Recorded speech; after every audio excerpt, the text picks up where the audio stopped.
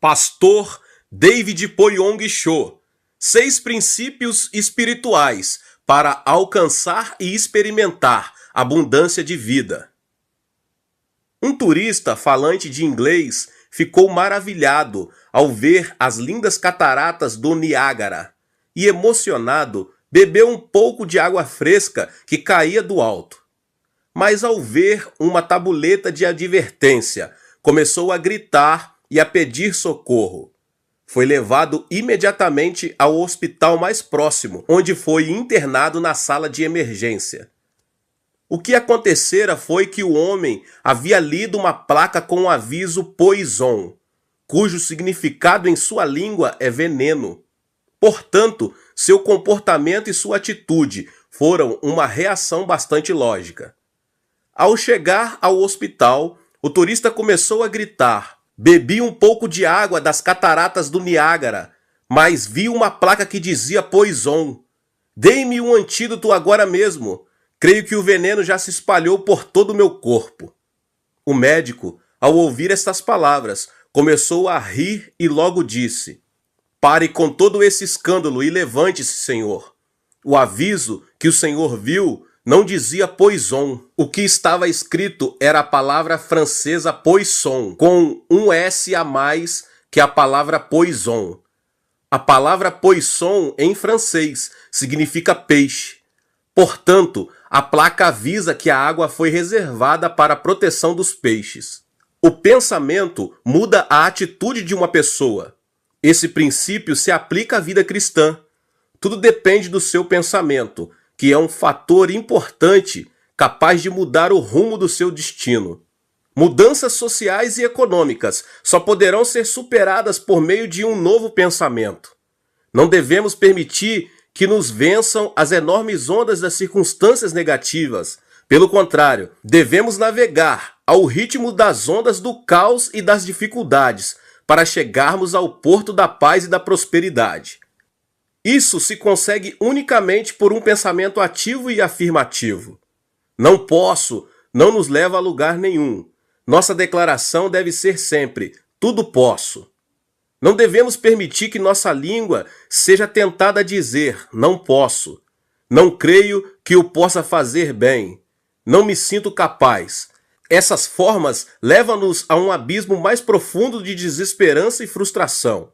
Não se dê por vencido. Alguém que se der por vencido comerá o fruto da morte e da destruição. Devemos nos levantar. Quero encorajar você que me ouve agora a dizer: ponha-se em pé agora mesmo e corra para a esperança. Apresento agora 6 princípios espirituais que permitirão alcançar e experimentar a melhor vida que você já imaginou. O primeiro princípio é o princípio do domínio. Encham e subjugam a terra, dominem sobre os peixes do mar, sobre as aves dos céus e sobre todos os animais que movem pela terra. Gênesis 1:28. No capítulo 1 de Gênesis, Deus escreveu a razão pela qual criou o homem. Façamos o homem à nossa imagem, conforme a nossa semelhança. Domine ele sobre os peixes do mar, sobre as aves dos céus, sobre os grandes animais de toda a terra e sobre todos os pequenos animais que se movem rente ao chão. Gênesis 1:26. Deus criou o homem à sua imagem e semelhança e ortogou-lhe autoridade para dominar toda a terra. Ao saber dessa verdade, Satanás tentou o homem para tirar-lhe tal autoridade. O homem caiu em tentação e assim perdeu a imagem e a semelhança divinas, e a autoridade para dominar foi destruída pelo mal. Pense na natureza que o homem conseguiu conquistar. Destruiu-a completamente, arruinou ainda sua própria terra. Isso se deve à semente do mal, plantada no momento da desobediência. Todavia, a imagem e semelhança de Deus são restauradas na pessoa que recebe Jesus Cristo como Salvador pessoal. Essa, sim, é uma grande bênção. Assim você e eu, que recebemos Jesus Cristo, fomos transformados para alcançar a plenitude de Cristo ao pregar na cruz o velho homem, no qual foi plantada a semente do mal. Deus tem a autoridade para dominar os transformados, restaurando dessa forma a imagem divina. Portanto, não esqueça de que nós, os cristãos, nunca seremos vencidos nem derrotados, porque a vitória é nossa. A Bíblia diz: portanto, se alguém está em Cristo, é nova criação. As coisas antigas já se passaram, eis que surgiram coisas novas. 2 Coríntios 5,17. Você e eu não somos mais escravos do destino, das circunstâncias e da vida cotidiana. Glória a Deus. Ao contrário, temos autoridade para dominar toda a terra. Dói-me no coração, meus irmãos e irmãs, quando eu vejo alguns cristãos que não usam esse potencial que o próprio Deus lhes deu. Cabe enfatizar que Deus nos deu a bênção para criar, dominar e subjugar. Então, como podemos dominar e subjugar a terra e ser abençoados? Agora eu vou te passar alguns passos. Primeiro passo, você deve ter uma imagem de domínio. Se você deseja dominar as circunstâncias, primeiramente, deve ter uma imagem de domínio. Se mantém uma imagem de inferioridade, de crítica, de fracasso, de pobreza, você nunca poderá contar com a ajuda de Deus. Você já recebeu Jesus Cristo como seu Salvador? Então confesse: fui criado à imagem de Deus em Cristo Jesus. Tenho a bênção e a autoridade para dominar e subjugar. Portanto, tenho êxito em todas as coisas e saúde. Minha alma prospera e tenho vida em abundância. Deus operará segundo a nossa fé. É preciso declarar isso. Em resumo, peço a você que mantenha uma imagem de autoridade sobre o destino e as circunstâncias. Pessoalmente, cada vez que atravesso por uma enxurrada de dificuldades, costumo meditar nesta linda passagem. O Senhor assentou-se soberano sobre o dilúvio. O Senhor reina soberano para sempre. Salmos 29:10. Baseado nessa palavra, trato de restaurar a imagem de autoridade dentro de mim. Da mesma forma que Jesus Cristo é soberano sobre o dilúvio, eu também tenho a vitória e estou acima do dilúvio. Medite nessa promessa e guarde-a. Aproxime-se de Deus com ações de graça, porque todo temor fugirá e você se encherá de fé. Essa graça não foi dada somente a mim, mas também àquele que recebeu Jesus Cristo em seu coração.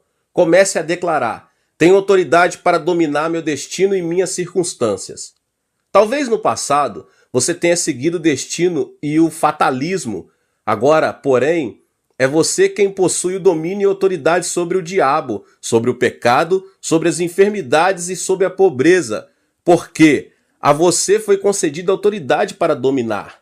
Nascer de novo não implica de maneira nenhuma submeter-se à pobreza e ao desespero. Pelo contrário, nascer de novo implica nascer como conquistador, como vencedor. Em síntese, meus irmãos, a primeira coisa que vocês devem fazer é ter uma imagem que reflita uma atitude firme de domínio. Aleluia! Em segundo lugar, Deus deve ser a prioridade. Se você realmente deseja viver com autoridade e ter domínio sobre qualquer circunstância, a prioridade número 1 de sua vida deve ser Deus. Por quê, meus irmãos? Porque a função de domínio implica exercer a autoridade de Deus. Consequentemente, se a nossa vida não se relaciona com Deus, não poderemos exercer essa autoridade, pois ela nos será tirada. Por esse motivo, Deus nos faz passar por muitas provas antes de nos outorgar o poder para exercermos tal autoridade.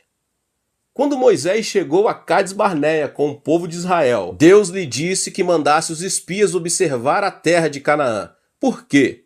Por acaso Deus não sabia em que condições estava a terra prometida? De forma alguma ele o ignorava. Mas Deus queria provar o coração do seu povo antes de lhe outorgar autoridade para exercer o domínio sobre a terra de Canaã. Foram 12 os espias que observaram a terra durante 40 dias e 40 noites. Entretanto, 10 deles expressaram uma opinião muito negativa e espalharam entre os israelitas um relatório negativo acerca daquela terra. Disseram: a terra para a qual fomos em missão de reconhecimento devora os que nela vivem. Todos os que vimos são de grande estatura. Vimos também os gigantes, os descendentes de Enaque, diante de quem parecíamos gafanhotos, a nós e a eles. Números 13, 32, 33. Ao ouvir estas palavras, todo o povo de Israel clamou durante a noite toda que seria melhor voltar para a terra do Egito. Mas observe como Josué e Caleb apresentaram uma informação completamente diferente da anterior. Somente não sejam rebeldes contra o Senhor e não tenham medo do povo da terra, porque nós a devoraremos como se fosse pão. A proteção deles se foi, mas o Senhor está conosco. Não tenham medo deles. Números 14, 9. Os 10 espias mantinham o coração impuro. Suas motivações estavam distantes de Deus. O Senhor não era prioridade na vida deles. A negatividade dessas pessoas era previsível. No entanto, Josué e Caleb mantinham uma atitude positiva, reflexo de uma vida em que Deus era a prioridade. A esperança deles era óbvia, pois tinham uma atitude positiva, porque conheciam e confiavam no Senhor. Como consequência, os 10 espias morreram no deserto, com o restante do povo de Israel que havia murmurado. Somente Josué e Caleb conseguiram entrar na terra prometida, conquistaram, assim, sua herança e alcançaram o destino que Deus lhe havia preparado. Exerceram a autoridade com o poder que Deus lhe havia dado, por haverem guardado a fé e cultivado uma atitude positiva. Assim como fez Josué e Caleb, Deus prova a nós antes de nos outorgar a autoridade para exercermos o domínio. Isso se assemelha a uma prova de admissão no ensino médio ou a um vestibular para a faculdade. O Senhor submete-nos à prova antes de nos abençoar. Não tenha medo de se submeter a ela, pois sua duração irá até o momento em que você for aprovado satisfatoriamente. Não se esqueça de que é preciso ser aprovado nesse exame. Ninguém que põe a mão no arado e olha para trás é apto para o reino de Deus. Lucas 9:62. Devemos manter uma atitude positiva diante da prova e marchar avante, pensando que à nossa frente temos uma possibilidade ilimitada. Somente assim seremos aprovados nesse exame e conseguiremos uma vida de autoridade para exercer domínio e subjugar todo tipo de circunstância. O princípio número 2 é o princípio da visualização. Moisés então fez uma serpente de bronze e a colocou num poste. Quando alguém era mordido por uma serpente e olhava para a serpente de bronze, permanecia vivo. Números 21, 9. O princípio da visualização é a chave para uma pessoa ser abençoada. Vejamos na Bíblia o que Jesus disse a Nicodemos. Da mesma forma como Moisés levantou a serpente no deserto, assim também é necessário que o Filho do Homem seja levantado, para que todo o que nele crer tenha a vida eterna. João 3, 14 e 15. Há uma mensagem muito importante nessa passagem. Jesus veio a este mundo para redimir a humanidade do pecado. O fato de Jesus ter dito é necessário que o Filho do Homem seja levantado implica que nós já fomos picados pela serpente. Por causa da desobediência e murmuração, o homem encontra-se no abismo das trevas, roubado, morto e destruído. O mundo encontra-se em meio à escuridão do desespero, oprimido por Satanás. Devíamos morrer por havermos desobedecido a Deus.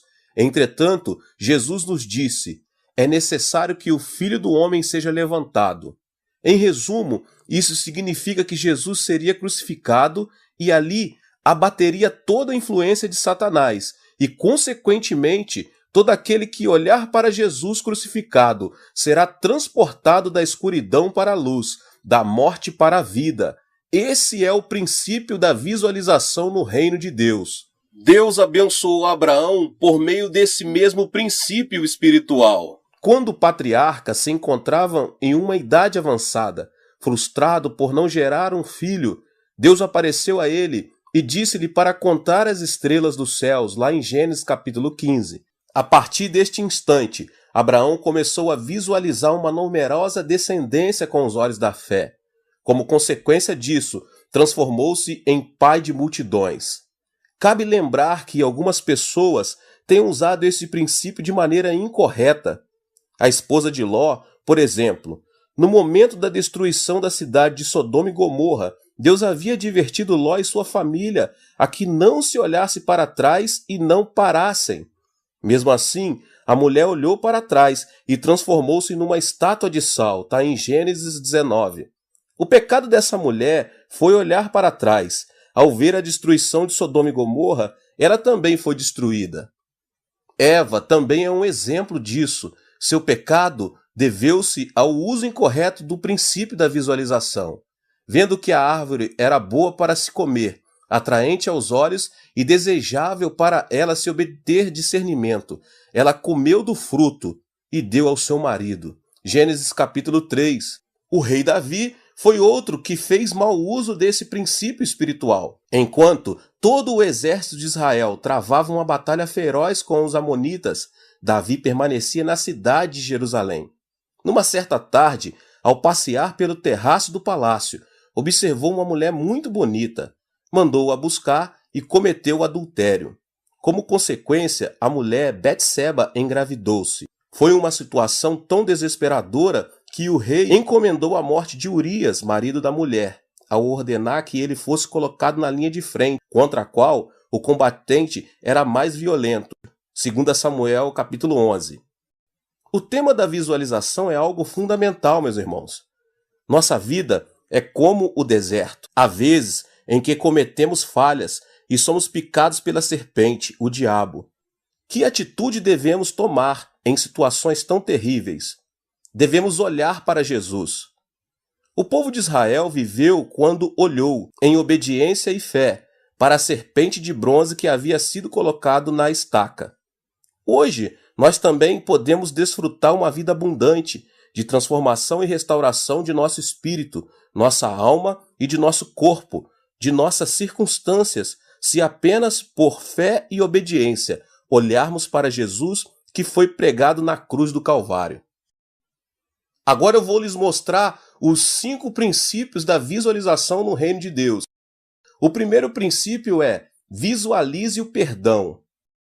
Ninguém pode escapar do perdão, pois todo ser humano é pecador. Todos, por serem descendentes de Adão, nasceram com pecado. Isso é como a cor de pele de um bebê. O tom da pele dos pais define-o completamente. À medida que vivemos neste mundo, no qual proliferam o pecado e a injustiça, o ônus do pecado apresenta-se de forma inegável. Como podemos nos livrar do peso do pecado? Por meio da religião? Não. Por meio do dinheiro? Muito menos. A única maneira de nos livrarmos do pecado é olhando para Jesus Cristo, que foi pregado na cruz do Calvário. Somente olhando para a cruz de Cristo, seu sacrifício e derramamento de sangue, é que podemos sentir alegria indescritível e convicção do perdão de nossos pecados. Em Hebreus 9:22 diz: sem derramamento de sangue não há perdão. O segundo princípio da visualização é: visualize a unção e a plenitude do Espírito Santo. Ao olhar para Jesus Cristo, que derramou seu sangue, experimentamos a unção do Espírito Santo. Olhe para Jesus Cristo que sofreu por você. Se fizer isso, o Espírito de Deus descerá sobre você e você começará a falar em outras línguas, de acordo com o que o Espírito o conceder falar. Visualize a cruz e nela o Senhor. Somente a pessoa redimida pelo sangue de Jesus Cristo receberá a plenitude do Espírito Santo, que agirá e transformará o seu coração, para que ela se torne terra boa e fértil e produza bons frutos a 100, 60 e 30 por 1, conforme diz a palavra de Deus. Você deve beber da água da vida do Espírito Santo que provém de Jesus. A plenitude do Espírito Santo encherá seu espírito, sua família e tudo o que cerca sua vida até o ponto em que todo problema, toda preocupação, toda ansiedade estarão submersos no poder do Espírito Santo. O terceiro princípio da visualização do reino de Deus: visualize a saúde. Antes de ser crucificado, Jesus recebeu 39 chibatadas, de acordo com a tradição. Sua pele foi rasgada, seu corpo todo ficou manchado de sangue.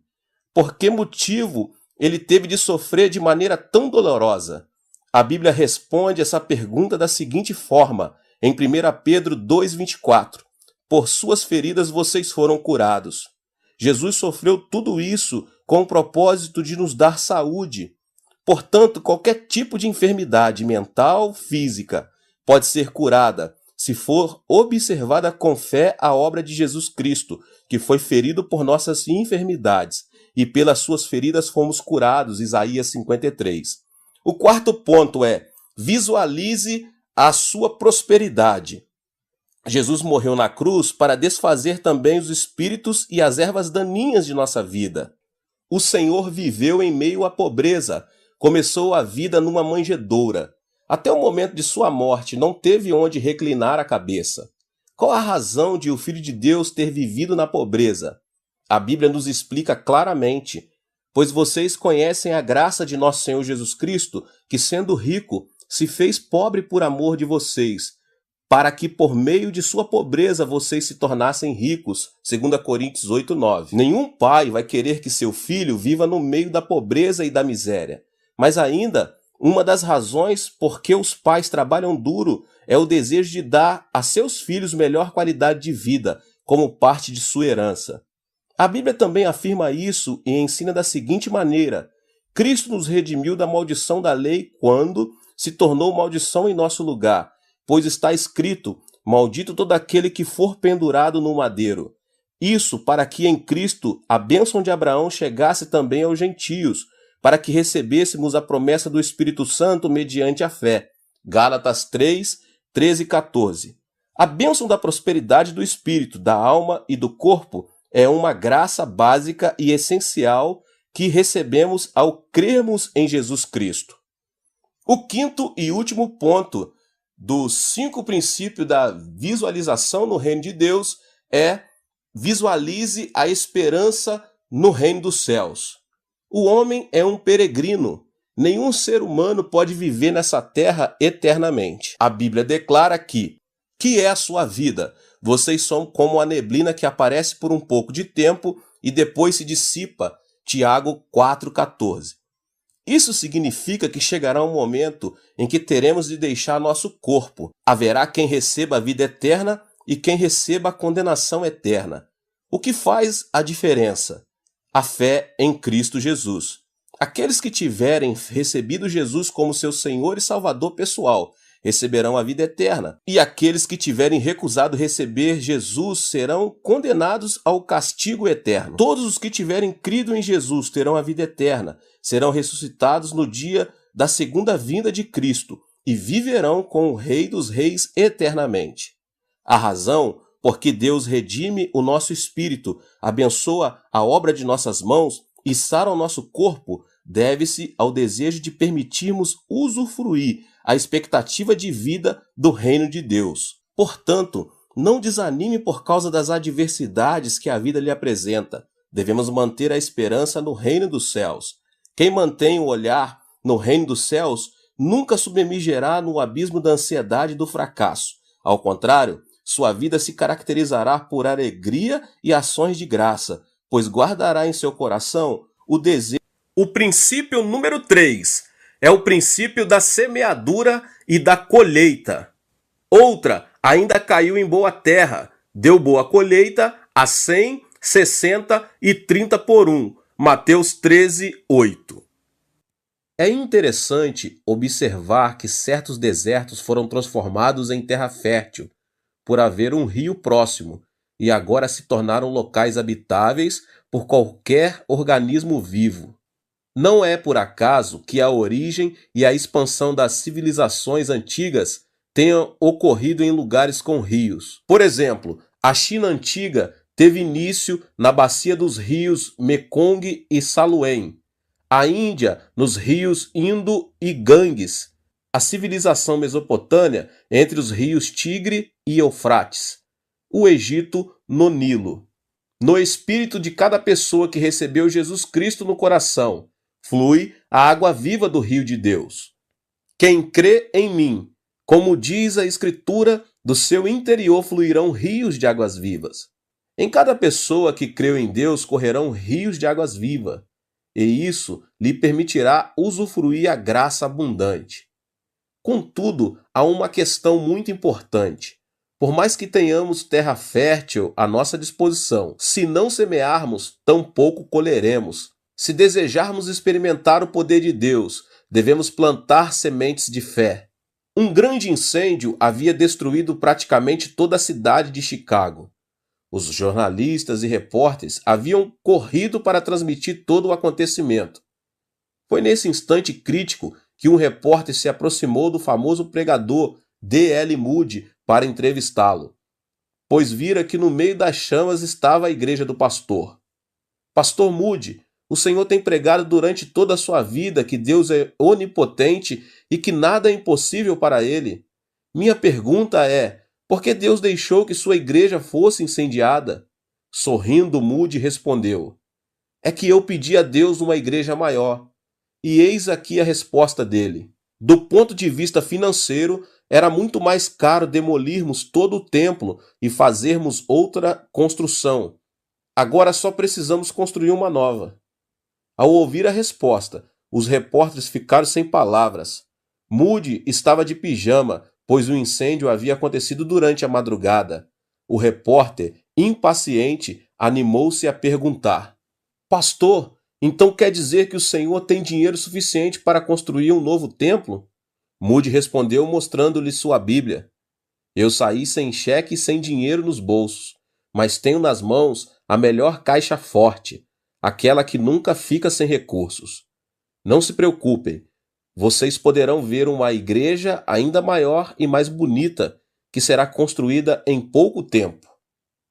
Logo depois do incidente, Moody cruzou o Oceano Atlântico para realizar grandes cruzadas evangelísticas na Inglaterra, que produziram um terremoto espiritual naquela nação.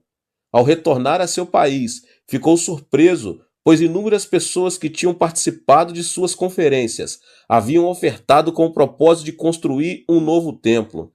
Graças a essas ofertas, ele conseguiu uma igreja muito maior e muito mais bonita que a anterior. Não se esqueça, lembre-se das palavras do Senhor que poderiam passar os céus e a terra, mas jamais passará a palavra. Chegará um dia em que o homem, a fama, a teologia e as denominações deixarão de existir, mas a palavra de Deus permanecerá para sempre, não mudará.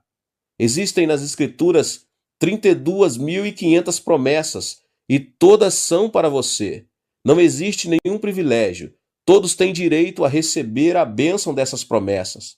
Certo dia, enquanto eu ministrava na Europa, um grupo de pessoas se aproximou de mim e disse: Dr. Cho, cremos que o Senhor opera milagres que Deus ungiu de uma maneira muito especial. Lamento dizer que vocês não têm razão. Os 66 livros da Bíblia não foram dados somente a mim, mas a todos. Portanto, somente quem creu e praticou a palavra, sem duvidar, contará com o poder para ver como os milagres acompanham sua vida. Muitos cristãos hoje não têm a experiência do milagre porque não praticam a palavra. Assim, o problema não está na palavra, mas no coração do homem. A diferença do fruto está na condição da terra, que é o coração do homem.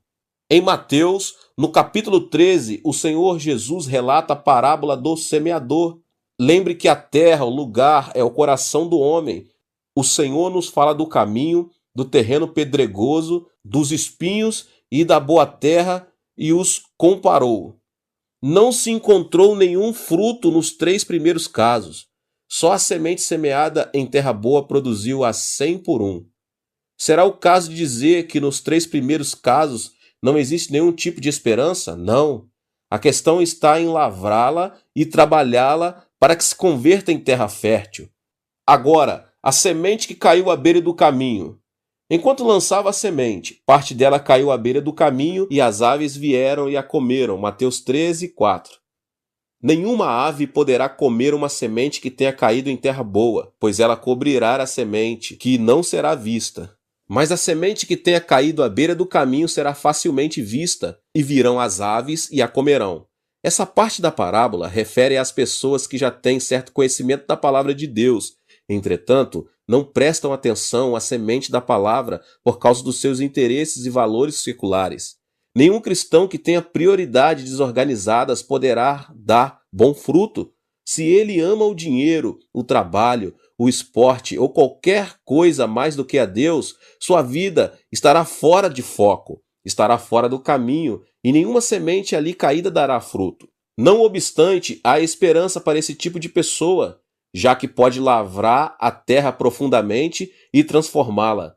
A boa terra não é produto do acaso, mas de um grande esforço e trabalho. Então, como podemos cavar profundamente e transformá-la em terra fértil e agradável? É preciso semear a palavra de Deus. O que significa isso? Significa compreender a palavra. Há cristãos que escutam uma grande quantidade dos melhores sermões e fazem os melhores cursos de discipulado. Entretanto, se a palavra não foi compreendida e posta em prática, de nada serve escutar os sermões e estudar. É fundamental que compreendamos a palavra. Certo dia, fui convidado para pregar numa igreja num bairro afastado da cidade. Como costumo fazer, empenhei todo o meu esforço para pregar o melhor sermão. Mesmo assim, senti uma grande frieza espiritual. De repente parei de pregar e, acenando para uma mulher idosa, perguntei-lhe: Irmã, a senhora crê em Jesus? Sim, pastor, sem dúvida. Ela retrucou com tanta segurança que sua resposta me deixou sem palavras por um momento. Mas insisti: a senhora está segura de que viverá no reino de Deus eternamente? Ah, não sei. Como vou saber? Sua resposta chamou muito a minha atenção. É alarmante saber que muitos cristãos que confessam haver aceitado a Jesus não têm a segurança da vida eterna e do reino dos céus. Não importa quantos anos tenham de igreja, o primordial é que se realmente a semente da salvação foi plantada no fundo do seu coração. Contudo, aos que receberam, aos que creram em seu nome, deu-lhes o direito de se tornarem filhos de Deus. João 1,12. Saber a palavra não é suficiente, é preciso compreendê-la e crer nela. Esse é o processo de plantar a semente da salvação. A lei da natureza nos ensina que o que é semeado será colhido no momento oportuno. Portanto, se temos semeado a semente da salvação, devemos crer que colheremos o fruto da salvação. Se semeamos a semente da saúde em oração, colheremos o fruto da saúde. Para semear a semente é necessário primeiro meditar na palavra e, em segundo lugar, uma vida de louvor e adoração. Em terceiro lugar, é também muito importante o estudo da palavra de Deus. Por meio de todo um processo na vida cristã, a pessoa conseguirá compreender a palavra e, dessa forma, colherá bom fruto da semente que plantou. É preciso obedecer à palavra. Uma vez compreendida a palavra, é importante dar o segundo passo, que consiste em obedecer a ela. A fé virá unicamente pelo canal da obediência. Por essa razão, a Bíblia diz: assim como o corpo sem espírito está morto, também a fé sem obras está morta. Tiago 2,26. Você sofre de alguma enfermidade? Medite na palavra que diz: por suas pisaduras fomos curados. Aceite o fato de que Jesus sofreu para que você receba saúde. Obedeça a palavra, pense e trabalhe como uma pessoa sã. Se você o fizer, Deus fará resplandecer saúde e sarará sua enfermidade. Lamentavelmente, meus irmãos, há muita gente que afirma: abençoa-me primeiro e obedecerei ao Senhor. Sara-me primeiro e seguirei o Senhor. Isso é como colocar uma locomotiva atrás dos vagões. A obediência precede a fé. A Bíblia nos ensina: a obediência é melhor do que o sacrifício e a submissão é melhor do que a gordura de carneiros. Portanto, não demore muito para obedecer à palavra de Deus, à medida que o Espírito Santo a revele a você. Esse é um método para fazer crescer o fruto da semente da palavra de Deus. Agora é preciso esperar com fé. A fé não deve ser confundida com emoção, pois ela está baseada na palavra de Deus. Por isso, ainda que nossos olhos não vejam, nossas mãos não toquem, nem nossos ouvidos ouçam coisa alguma, devemos nos firmar na palavra de Deus. De nada serve clamar: sim, eu creio, se nossa fé não está baseada na palavra. Pedro conseguiu andar sobre as águas porque creu na palavra de Jesus e dependeu somente dela, mas ao ver as ondas começou a se afogar. Se você compreendeu e obedeceu a palavra, creia que será feito e não tenha dúvida em seu coração. Será que isso é certo? Você nunca deve dar espaço ao temor e à dúvida. A respeito disso, tenho um caso interessante para contar. Quando menino, meu sonho era ser fazendeiro. E por impulso, um dia plantei uma batata no quintal de minha casa. Colocava água todos os dias para que crescesse rapidamente. Em minha ansiedade, passado alguns dias, cavei a terra para ver quanto havia crescido, mas para minha desilusão não vi fruto nenhum. A questão era esperar até o outono, o tempo da colheita. Mas eu não era paciente o suficiente para esperar tanto tempo, pois naquela idade, esperar alguns dias parecia uma eternidade. A paciência é algo fundamental, não somente para os agricultores, como também para os cristãos. Devemos esperar com paciência e pela fé, até que a promessa seja cumprida. Nossos dias não serão somente de felicidade. Haverá momentos de tristeza e dor, mas lembre-se, para que a colheita seja boa e frutífera, deve haver dias de sol, de vento e de chuva. A vida cristã também é assim, nem sempre vai tudo bem para nós. Há dias de tempestade em que surgem problemas no trabalho e na família ou individuais, ao sofrer alguma enfermidade. O importante é não vacilar diante de uma situação adversa, mas firmar-se ainda mais na rocha da palavra de Deus. Se tivermos compreendido e obedecido a palavra de Deus, devemos saber esperar o cumprimento da promessa. Ao ouvir uma fé como essa, Deus operará o milagre. É preciso confessar com a boca. Enquanto esperamos o fruto da palavra, é fundamental confessar com a boca pela fé. Temos de imitar Deus, que chama as coisas que não existem como se já existissem. A confissão da palavra é o broche de ouro que nos fará ver o fruto da promessa. Fui salvo, sou abençoado, estou são, meu Deus, pois suprirá tudo. Você não deve confessar segundo o seu estado de espírito. Confesse mesmo nos momentos mais caóticos e difíceis da sua vida e não deixe de confessar e crer que a promessa se cumprirá. Deus agirá e fará um milagre ao ouvir as confissões que saem de nossa boca. Agora, a semente que caiu no solo pedregoso, depois de semear, Deus sempre prova se a terra, uma pessoa, pode ou não dar fruto. O cristão que não tem raízes profundas é tentado a abandonar a semente da palavra e logo olhar para o que é mundano. Jesus diz que uma pessoa assim, sem caráter, é como uma semente que caiu em solo pedregoso. O que é um solo pedregoso? À primeira vista, só se vê terra. O problema é que nenhuma semente sobreviverá por muito tempo, mas morrerá, pois não poderá lançar raízes. No entanto, se tão logo conseguirmos remover as pedras, essa terra se converterá em terra melhor e ainda mais fértil. Por mais que o coração do homem seja tão duro como uma rocha, o amor de Deus pode remover qualquer pedra e amolecê-la até que se converta em terra boa. Agora, a semente que caiu entre os espinhos. Houve sementes que caíram entre espinhos, mas os espinhos cresceram e a sufocaram. Certo dia, enquanto eu dirigia uma conferência na Alemanha, aproximou-se de mim um jovem completamente bêbado e disse: "Impue sua mão sobre mim para que receba a cura." Eu só pude dizer: "Sou um pregador, não um mágico, para fazer desaparecer sua enfermidade." Notei que o desejo do coração dele não era conhecer ou crer em Deus, mas só receber a cura para o seu corpo. Deus nunca opera um milagre num coração cheio de mesquinharia como aquele. O coração de espinhos é uma referência à palavra que não pode dar frutos por causa da avareza e dos desejos mundanos. A semente que caiu entre os espinhos não dará frutos, pois os espinhos a sufocarão. No entanto, se tão somente conseguirmos remover os espinhos, essa terra também pode se converter em uma terra melhor, apta para dar frutos bons e abundantes. Em que condição está o seu coração? É a minha pergunta para vocês. Em alguma das terras mencionadas? Se for assim, não desanime, pois há possibilidade de se converter em uma terra boa. O coração que se exalta poderá ser perfurado pela espada da palavra, e o que estava frio pode ser aquecido pelo fogo do Espírito Santo. Portanto, meus irmãos, não desanimem. Seus corações podem se converter em terra melhor.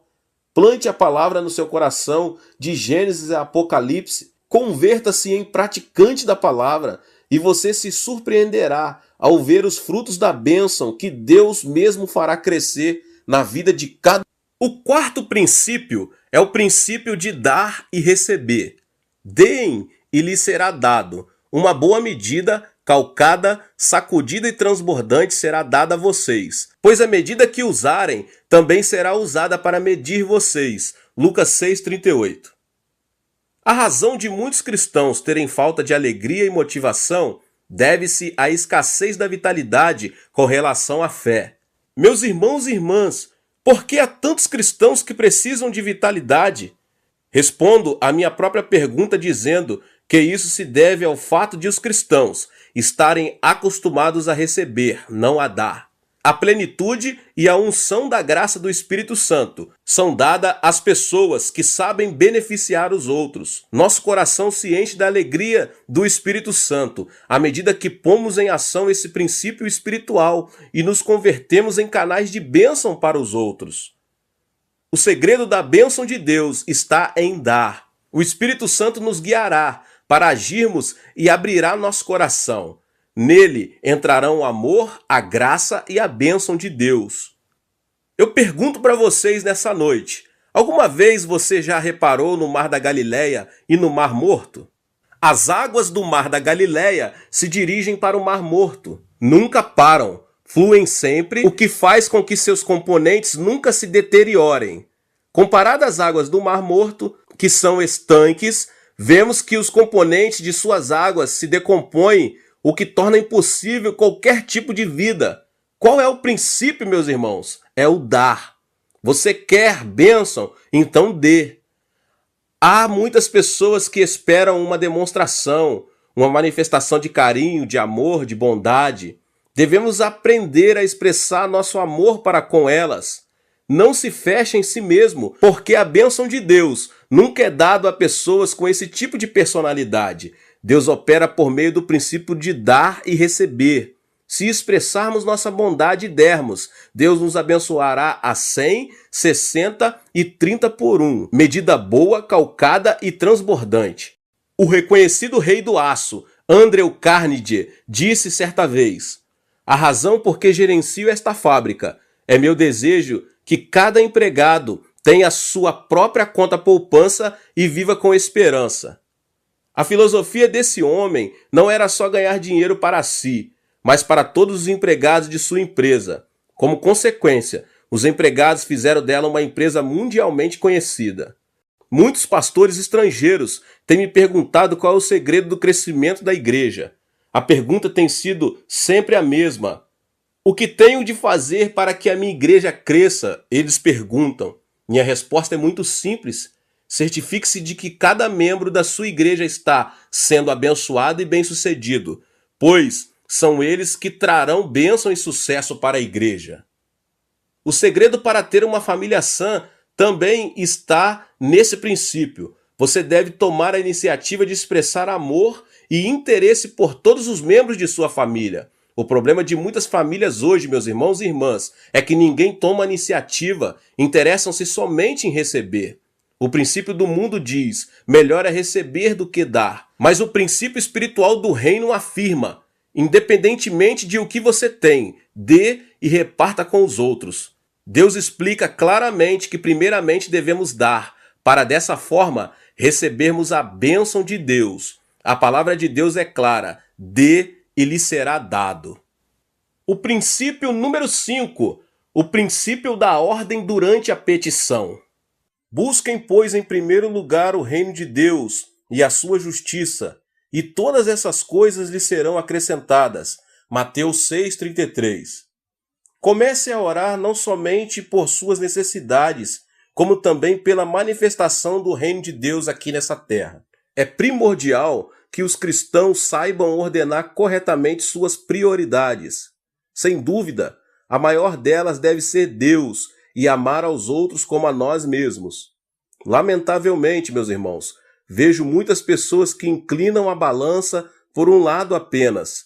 Amam a Deus, mas não amam o seu próximo. Muitos problemas sociais hoje são produto do egoísmo. Egoístas vivem de orgulho próprio, arrogância e injustiça. Isso traz muito prejuízo e faz com que muitos de seus próximos sofram. A relação com Deus é importante. No entanto, a relação com o próximo é de suma importância. Não amar ao próximo mas amar a si mesmo não é aceitável na presença de Deus. Uma vida espiritual saudável e ideal mantém o equilíbrio vertical, amar a Deus, e horizontal, amar ao próximo. Amar a Deus e ao próximo. As prioridades devem ser ordenadas sobre essa base. E uma vez fundamentadas nisso, deve-se orar, pedir e praticar. Todo aquele que falhar em distinguir as prioridades maiores e menores encontrará o fracasso. Todo jovem que não tenha se esforçado vai se arrepender em sua velhice. Então, como organizar e reordenar nossas prioridades? Jesus explica com muita clareza no texto que acabei de nos falar.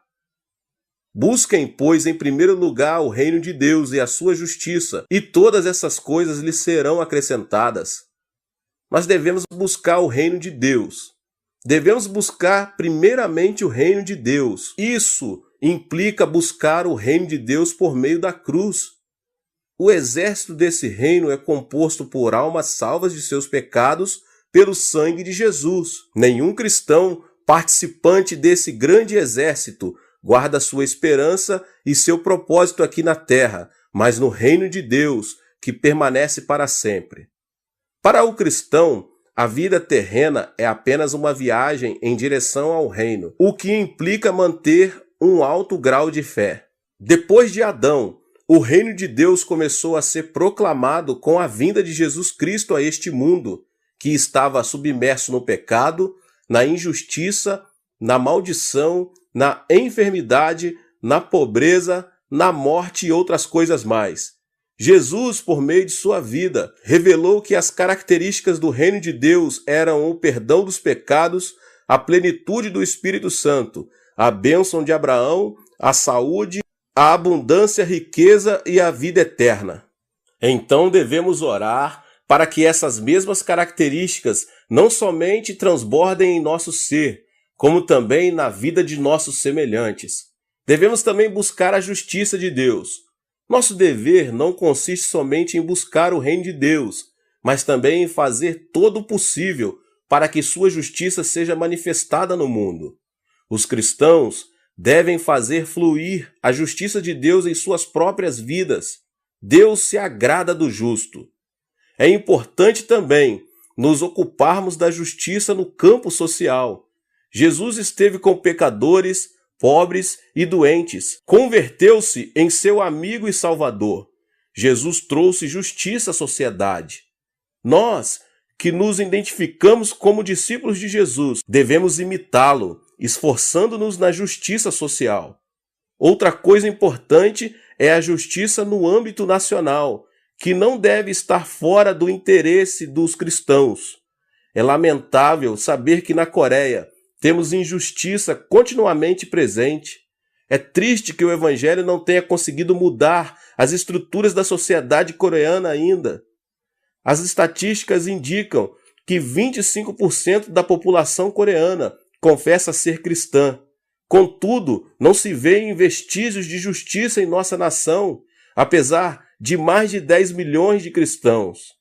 Isso deveria ter provocado mudanças, todavia nada acontece. O que significa tudo isso? Significa que nós, os cristãos, temos falhado nessa missão, que consiste em realizar a justiça de Deus aqui na terra.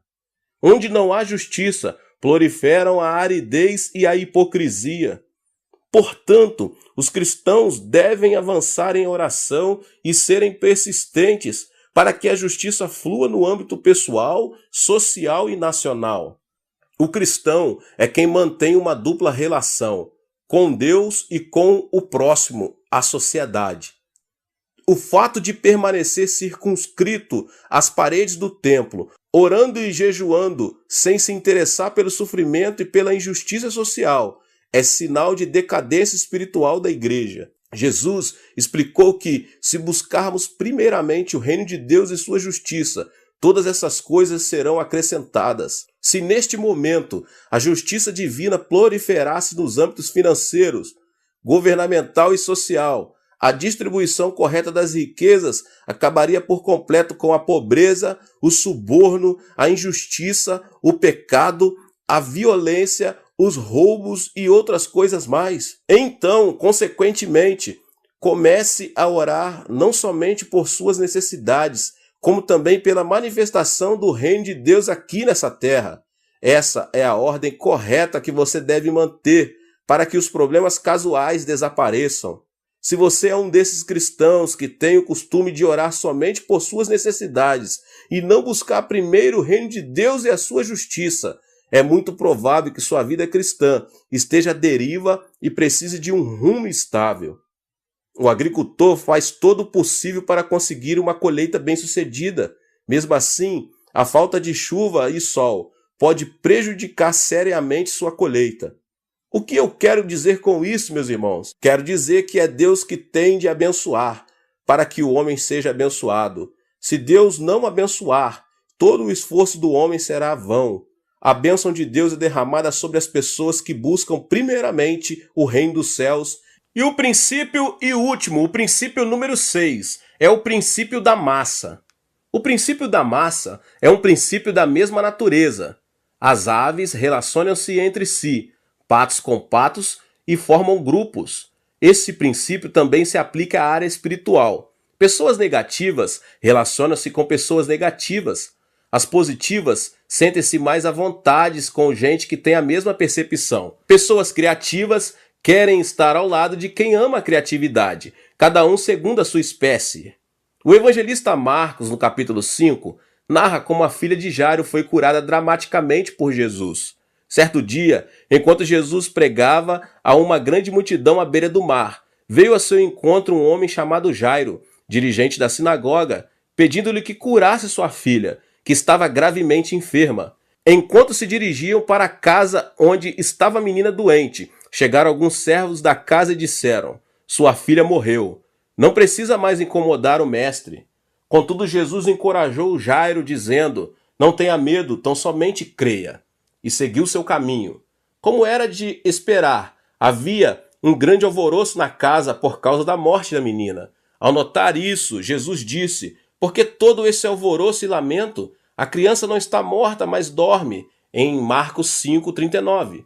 Ao ouvir essas palavras, as pessoas começaram a rir de Jesus. Ele, porém, mandou que todos saíssem, com exceção de alguns íntimos. Entrou onde estava a menina e realizou o milagre. Podemos notar aqui que Jesus usou o princípio da massa para curar a menina. O Senhor deixou junto de si apenas os que tinham fé.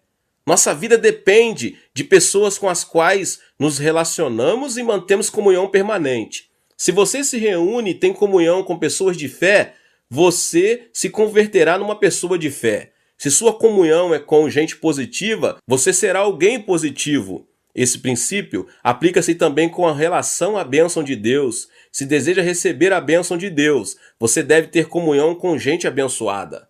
O poder de Deus é o mesmo ontem, hoje e pelos séculos dos séculos. A luz de Deus, porém, não se manifesta a pessoas incrédulas, somente a homens e mulheres de fé. Jesus não realizou milagres em Nazaré, sua própria terra. Mas por quê? A Bíblia tem a seguinte explicação: ele não realizou muitos milagres ali por causa da incredulidade deles. Mateus 13:58. Jesus nunca faz milagres diante das pessoas que não creem em seu poder. Meus irmãos e irmãs, observem ao redor de vocês. Quem está rodeando vocês? Há muita gente negativa, pessimista, que vive se queixando de tudo e critica a todos. Digo isso porque num lugar assim é muito difícil fluírem a graça e os milagres do Senhor. Entretanto, se você está rodeado de pessoas de fé, então pode ficar tranquilo, porque o milagre será seu. A bênção de Deus é dada às pessoas que guardam uma fé positiva e criativa no coração. Portanto, se você deseja receber a bênção de Deus, certifique-se de pessoas positivas, que têm fé, que conservam a esperança. Glória a Deus! Que Deus abençoe a sua vida, você que ouviu essa palavra. E talvez você chegou aqui pela primeira vez. Convido você a se inscrever aqui no canal, ativar o sininho das notificações para você não perder nenhum vídeo que é postado aqui nesse canal. Tá bom? Que Deus continue te abençoando cada vez mais, em o nome de Jesus. Deixe também o seu like e não esqueça de compartilhar este vídeo com as pessoas que você mais ama. E nos vemos nos próximos